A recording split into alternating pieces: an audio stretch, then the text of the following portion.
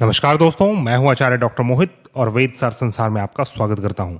दोस्तों, आज हम सितंबर में पड़ने वाले चंद्र ग्रहण के ऊपर बात करेंगे। 7 सितंबर दिन रविवार को चंद्रमा का पूर्ण ग्रहण पड़ने वाला है। यह चंद्र ग्रहण बहुत ही विशेष होने वाला है क्योंकि यह वर्ष का आखिरी चंद्र ग्रहण है और इसके क्या परिणाम होंगे आपके जीवन में, इस विषय के ऊपर हम बात करेंगे। चंद्र ग्रहण के ऊपर कई सारे वीडियोस आपने देखे होंगे, इसलिए हम जो विशेष बातें हैं इस चंद्र ग्रहण की सिर्फ और सिर्फ हम उस विषय में बात करेंगे। इस वीडियो में हम बात करेंगे कि चंद्र ग्रहण का एग्जैक्ट समय क्या है तथा इस चंद्र ग्रहण में क्या करें क्या न करें, चंद्र ग्रहण में सिद्धि साधना का क्या महत्व है और किस प्रकार से आप सिद्धि साधना कर सकते हैं। चौथा टॉपिक रहेगा ज्योतिषीय दृष्टिकोण, योग, युति तथा राशियों पर प्रभाव। और पांचवा विषय रहेगा यदि कुंडली में चंद्र ग्रहण का निर्माण आपके हो रहा है तो उसका निदान इस चंद्र ग्रहण में किस प्रकार से कर लेना चाहिए। आइए वीडियो स्टार्ट करते हैं। चंद्र ग्रहण के प्रारंभ का समय है 9:58 PM और चंद्र ग्रहण समाप्त होगा 1:26 पर, रात्रि के 1:26 पर। लेकिन क्या आपको पता है कि चंद्र ग्रहण स्टार्ट होने से पहले 1 घंटा पहले ही उसका प्रभाव प्रारंभ हो जाता है। आइए चंद्र ग्रहण के समय के ऊपर बात करते हैं। सबसे पहले तो उप छाया का पहला स्पर्श होगा 8:58 PM में, प्रछाया का पहला स्पर्श होगा 9:58 PM में, ख ग्रास प्रारंभ हो जाएगा 11:01 रात्रि में और परम ख ग्रास हो जाएगा 11:42 PM में। ख ग्रास के समाप्ति का समय रहेगा 12:22 और प्रछाया का अंतिम स्पर्श रहेगा 1:26 में और उप छाया से भी अंतिम जो स्पर्श होने वाला है वह 2:24 पर होने वाला है। तो यह उप छाया प्रछाया ख ग्रास होता क्या है, आइए इस विषय में समझते हैं। आप स्क्रीन में देख सकते हैं यह जो एक डायग्राम बना हुआ है, इसमें आप देख सकते हैं कि सूर्य और चंद्रमा के मध्य पृथ्वी है। पृथ्वी का एक बहुत ही घनिष्ठ छाया बन रहा है जिसे हम प्रछाया कहते हैं या फिर जिसे हम उम्ब्रा कहते हैं, UMBRA, उम्ब्रा। और जो पृथ्वी का जो एक दूसरा धुंधला छाया बना हुआ है जिसे हम उप छाया कहते हैं या फिर पेनुम्ब्रा कहते हैं। तो जैसे ही उप छाया चंद्र ग्रहण प्रारंभ होता है तो वहां पर चंद्रमा थोड़ा धुंधला दिखना प्रारंभ हो जाता है। जैसे ही प्रछाया में घुसता है चंद्रमा काला पड़ना हो जाता है और ख ग्रास जैसे होता है वैसे चंद्रमा पूर्ण रूप से अंधकार में ढक जाता है। तो दोस्तों, इस प्रकार से हमें चंद्र ग्रहण का समय को समझना चाहिए। यह एक बहुत ही साइंटिफिक प्राकृतिक फेनोमेना है जिसका प्रभाव आध्यात्मिक तौर से बतलाया गया है हमारे शरीर हमारे मन के ऊपर। इस चंद्र ग्रहण का प्रभाव 45 दिन तक रहता है।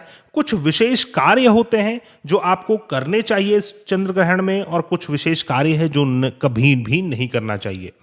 जैसे कि जैसे ही ग्रहण का स्पर्श काल प्रारंभ हो, मतलब कि प्रछाया का पहला स्पर्श जैसे ही हो जिसका समय है 9:58 PM में, तो जातक को स्नान करने का विधान बतलाया गया है। जो भी वस्त्र आपने धारण किया हुआ है उस वस्त्र के सहित आपको स्नान करना चाहिए।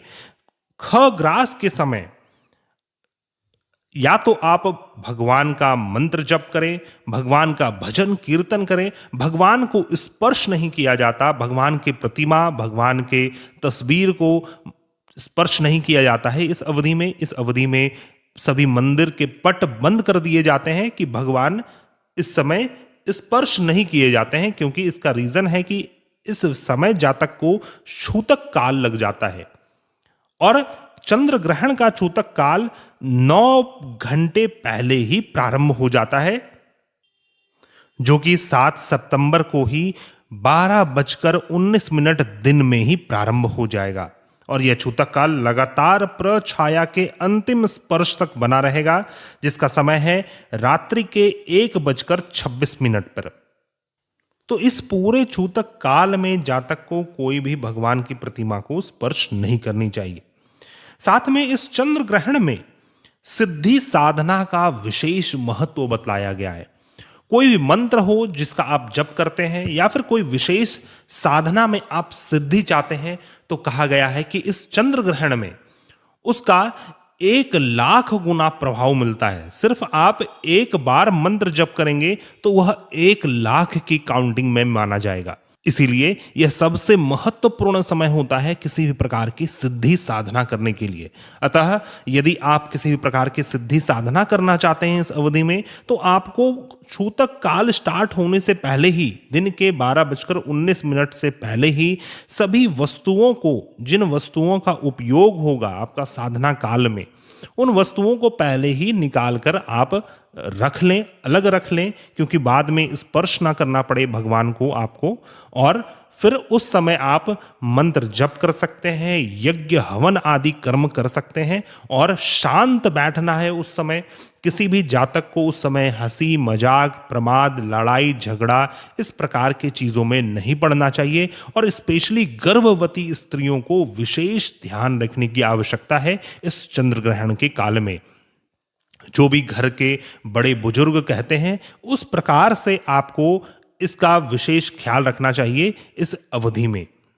आइए अब ज्योतिषीय दृष्टिकोण से समझते हैं यह चंद्र ग्रहण वास्तव में क्या करने वाला है आपके साथ। जैसा कि आप जान रहे होंगे, सूर्य ग्रह बुध के साथ और केतु के साथ सिंह राशि में गोचर कर रहे हैं और कुंभ राशि में चंद्रमा तथा राहु का गोचर हो रहा है। इस अवधि में आंशिक कालसर्प दोष का निर्माण हो रहा है तथा आप सभी, जिसके भी कुंडली में कालसर्प दोष बना हुआ है, आप सभी लोग बहुत बड़े रूप से प्रभावित होने वाले हैं। क्योंकि यह जो चंद्र ग्रहण का समय है, कुल मिलाकर उप छाया का चंद्र ग्रहण देखा जाए तो कुल मिलाकर 5 घंटे 24 मिनट का ग्रहण पड़ रहा है। इस ग्रहण काल में आपको विशेष ख्याल रखने की आवश्यकता है। जिनके भी कुंडली में सूर्य का ग्रहण हो, चंद्र का ग्रहण हो या फिर कालसर्प दोष बना हुआ हो, इनको बहुत ही विशेष ध्यान रखने की आवश्यकता है। तथा कुंभ राशि तथा सिंह राशि वाले जातक के लिए मानसिक अवसाद जैसी स्थिति उत्पन्न हो सकती है। तो क्या इस अवधि में कर लेना चाहिए जिससे इस चंद्र ग्रहण का दोष समाप्त हो जाए? शास्त्रों में ऐसा वर्णित है कि चंद्र ग्रहण समाप्त होने के बाद जो भी वस्त्र आपने धारण कर रखा है, उस वस्त्र के साथ ही आपको स्नान करके फिर चंद्र देव का दर्शन करना चाहिए और उसके बाद दान की कोई वस्तु आपको निकालनी चाहिए। विशेष बात यह है कि यदि आपकी कुंडली में कोई दोष बना हुआ है या फिर आप एक गर्भवती स्त्री हैं, तो आपको चाहिए कि आप अपने बॉडी वेट का 10% अनाज किसी गरीब को दान में दीजिए। इससे आपके चंद्र ग्रहण का दोष पूर्ण रूप से समाप्त हो जाएगा। दोस्तों, यह जो चंद्र ग्रहण पड़ता है, यह बहुत ही विशेष काल माना गया है। इस समय पूरी प्रकृति अंधकार में डूब जाती है और जो निगेटिव शक्तियां हैं वो पूर्ण रूप से प्रबल हो जाती हैं। इसीलिए यह एक सूतक काल है और इस अवधि में यदि कोई जातक सिद्धि साधना, मंत्र जप, प्राणायाम, योगासन, योगाभ्यास करता है तो उसका फल चंद्र ग्रहण समाप्त होने के बाद 1,00,000 गुना रूप में आपको प्राप्त होता है। और इसी अवधि में यदि आपकी कुंडली में चंद्र ग्रहण का निर्माण हो रहा है तो इसी अवधि में एक उपाय है जो आप यदि कर लेंगे तो आपको विशेष शांति इससे मिल जाएगी। चंद्र ग्रहण जो आपकी कुंडली में बना हुआ है उस चीज से। इसमें करना यह है कि एक कांसे का कटोरा लेकर उसमें घी भर देना है। पिघली हुई घी, जो घी जमा हुआ ना हो, उस प्रकार का घी भरकर उसमें एक चांदी का सिक्का डालकर उसमें अपने प्रतिबिंब को देखना है, अपनी छाया को देखना है, जिस प्रकार से हम छाया दान करते हैं। और उस पात्र को किसी शिव मंदिर के बाहर छोड़कर आ जाना है। यदि यह उपाय आप इस चंद्र ग्रहण की अवधि में कर लेते हैं तो आपकी कुंडली में बनने वाला चंद्र ग्रहण पूर्ण रूप से शांत हो जाता है और आपको परेशान करना बंद कर देता है। तो दोस्तों, इस प्रकार से आप इस चंद्र ग्रहण के समय को निकालें जिससे आपके ऊपर कोई दोष ना लगे। आशा करता हूं वीडियो आपको पसंद आया होगा। मिलते हैं हम नए वीडियो में, तब तक के लिए धन्यवाद। जय हिंद।